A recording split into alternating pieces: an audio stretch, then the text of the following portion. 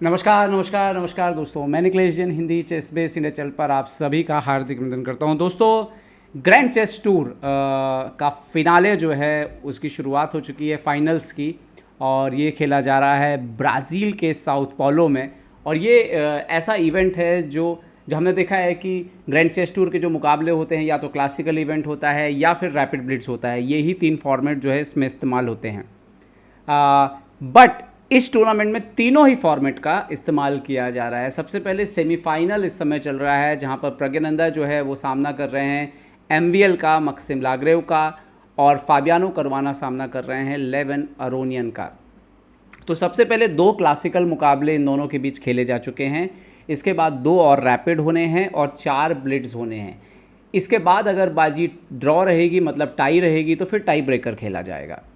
Point system कैसा है कि अगर आप क्लासिकल में कोई मुकाबला जीतते हैं तो आपको 6 पॉइंट मिलेंगे, और अगर ड्रॉ होता है तो 3, हारे तो 0। रैपिड में अगर आप जीतते हैं तो वहाँ पर 4 पॉइंट मिलेंगे जीतने के, और ड्रॉ पे 2, हारने पे 0, वो तो है ही।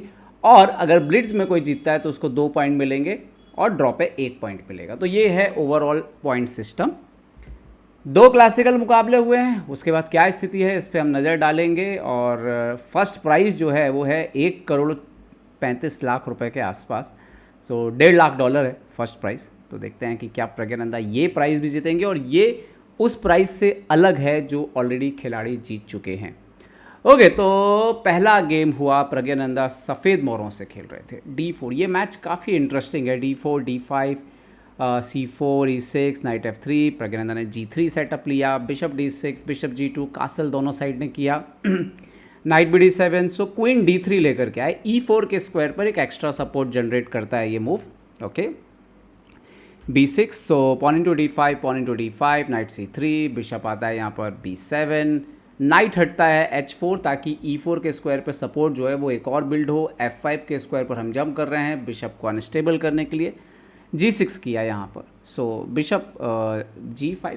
डेफिनेटली डार्क स्क्वायर थोड़ा कमज़ोर होते हैं, बट चूंकि ये बिशप है और ज़रूरत पड़ने पर रुक E8, bishop F8, bishop G7 जा सकता है, तो उतना प्रभाव नहीं पड़ता है। ओके, बिशप E7, रुक C1 खेला प्रज्ञानंदा ने C फाइल पे यहाँ पे दबाव बनाने की कोशिश, तो रुक E8, नाइट आता है यहाँ पर F3, तो नाइट E4, बिशप खेला F4, यहाँ पर एक्सचेंज नहीं किया प्रज्ञानंदा ने, और C5 आता है। जब C5 आया तो लगा कि हाँ कुछ अब इंटरेस्टिंग होने वाला है, क्योंकि पॉन ब्रेक्स जो है वो पोजीशन में आ रहे थे।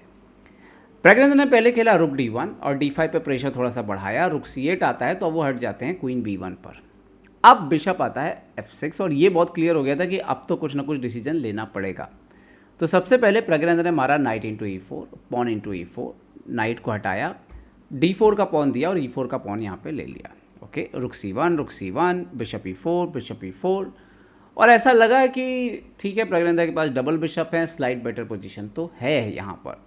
टाइम जो था वो प्रज्ञानंदा के पास 21 मिनट बचा था और मक्सिम लाग्रेव के पास 26 मिनट। नाइट आता है C5, बिशप जाता है F3, एंड देन ब्रेक आता है D3। सो रुक D1, A5, E into D3, bishop D4। और ये जब डिसीजन लिया, ये जो पॉन सेक्रीफाइस दिया है यहाँ पर एमवीएल ने, ये बहुत इंटरेस्टिंग था। इससे उनका बिशप काफ़ी पावरफुल हो गया, और आफ्टर बिशप D4 ये पोजीशन जो है इतनी आसान नहीं थी वाइट के पॉन अप होने के बाद भी। ओके, क्वीन F6 B2 को बचाने के लिए। अब B2 को या तो अगर आप यहाँ पर सोचें कि चलिए हम यहाँ पर B3 वगैरह अगर कुछ आप कर देते हैं तो बहुत गड़बड़ है, क्योंकि G5 आ रहा है यहाँ पर। उसके बाद ये बिशप को रखने के लिए आपको जगह नहीं है। आप बिशप D2 रखते हैं, तो अगर मान लीजिए आप बिशप D2 रखते हैं तो G4 आ रहा है, और उसके बाद F2 पे प्रॉब्लम है। तो इसीलिए ये पोजीशन पे यहाँ पे पॉन वापस देना पड़ा प्रज्ञानंदा को, और उसके बाद स्थिति ये बन गई कि प्रज्ञानंदा का पॉन स्ट्रक्चर गड़बड़ हो गया। बिशप G5 दिया यहाँ पे, क्वीन G5, और ये मार लिया, और अपने बिशप के दम पे गेम खेलना शुरू किया यहाँ पे प्रज्ञानंदा ने। ओके, और उन्होंने क्या किया, उनके पास एक पास्ट पॉन था, उसको प्रेस करना यहाँ पे सेंटर से शुरू कर दिया। बट थोड़ी देर बाद क्या हुआ कि ये पोजीशन था, प्रज्ञानंदा के पास एक विनिंग मोमेंट आता है यहाँ पर, और क्वीन C6, अपोनेंट खेलता है नाइट G4, रुक आता है यहाँ पर E1, और यहाँ पर एमवीएल खेलते हैं क्वीन B4। प्रज्ञानंदा के पास यहाँ पर उन्होंने खेला रुक E4, क्वीन आता है यहाँ पर D2, और ये वो मोमेंट था। प्रज्ञानंदा ने पहले तो खेला रुक E2, क्वीन गया यहाँ पर D4 पर। यहाँ पर जो सही चाल थी वो थी क्वीन C7 खेलना। रीज़न ये है कि अगर आप रुक को कहीं पे भी हटाते हैं, अगर आप रुक को बचाते हैं बिना सपोर्ट लगाए, मैं बोल रहा हूँ, तो आफ्टर D6 ये वाइट के लिए बिल्कुल विनिंग पोजीशन है। अगर आप क्वीन से सपोर्ट लगाते हैं वो बहुत बड़ा ब्लंडर है, और मुझे लगता है सिर्फ जो मिस हुआ होगा ना टाइम कम होने की वजह से, वो ये चाल मिस हो गई प्रज्ञानंदा से कि रुक E6 आ रहा था, इसीलिए क्वीन F6 आ ही नहीं रहा था।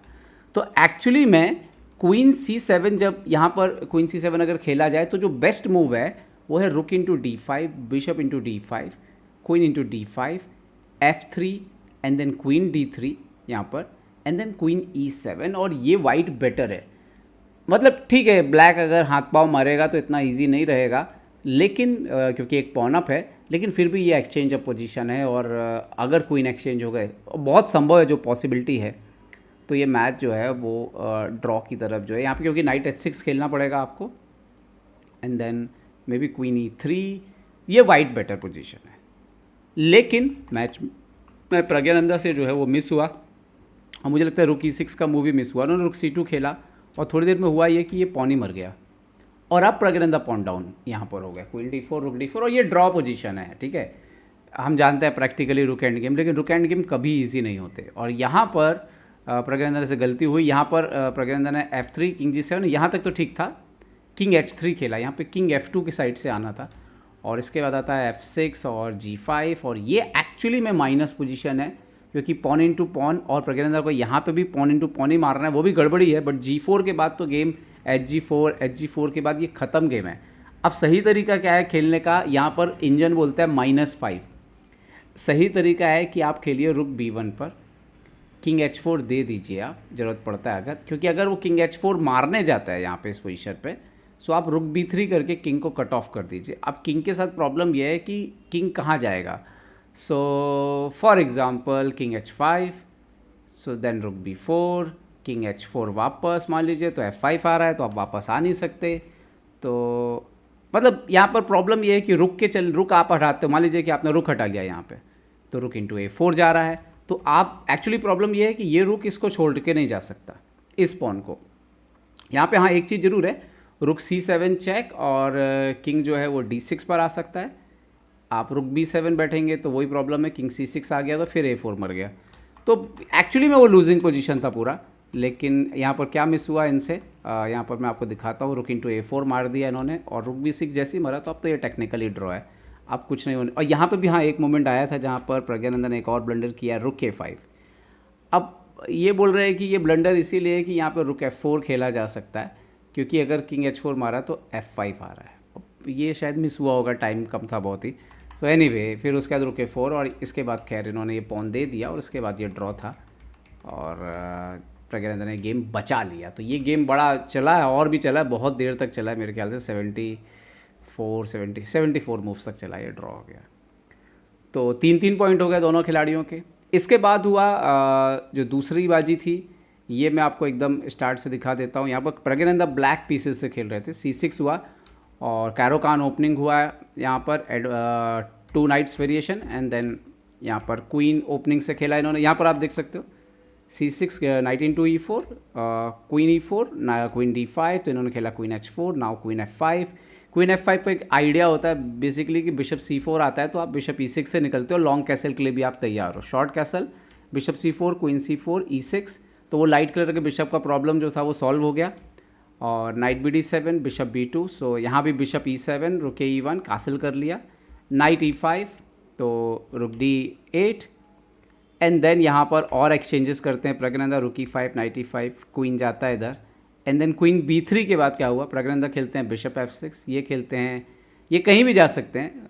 अब प्रॉब्लम है तो उन्होंने खेला रुक C5, बिशप E7, कुछ इस तरीके से दोनों खिलाड़ी ड्रॉ पे सहमत हो गए, और साफ दिख रहा था कि कोई रिस्क नहीं लेना चाह रहा था दूसरे क्लासिकल मुकाबले में। बात गेम की बस भी नहीं है, बात प्राइज मनी भी है, और मेरे ख्याल से दोनों खिलाड़ियों को भरोसा है। प्रज्ञानंदा तो निश्चित तौर पर कंफर्टेबल हैं शॉर्टर फॉर्मेट में भी। तो अब होंगे 2 रैपिड मुकाबले, जब आप ये वीडियो देख रहे होंगे तो देर रात होंगे ये 2 रैपिड, फिर उसके बाद 4 ब्लिट्स होंगे, और आज ही होगा सब कुछ जो भी होगा, आज रात को ही सारे मैच होने वाले हैं, रैपिड और ब्लिट्स। और उसके बाद भी अगर रिजल्ट आता है तो देखते हैं कौन जो है वो फाइनल पहुंच जाएगा और कौन तीसरे स्थान के लिए मुकाबला खेलेगा। तो ये है ग्रैंड चेस टूर जो अभी चल रहा है, और 2 क्लासिकल मुकाबले ड्रॉ रहे हैं। प्रज्ञानंदा के MVL बहुत स्ट्रॉन्ग खिलाड़ी हैं, भले रेटिंग अभी कम हो गई है उनकी, बट देखते हैं कि आगे ये टूर्नामेंट कैसे बढ़ता है। हमारे साथ बने रहेगा इस टूर्नामेंट की और जानकारियों के लिए। अपना ध्यान रखिए, सुरक्षित रहिए। जय हिंद दोस्तों।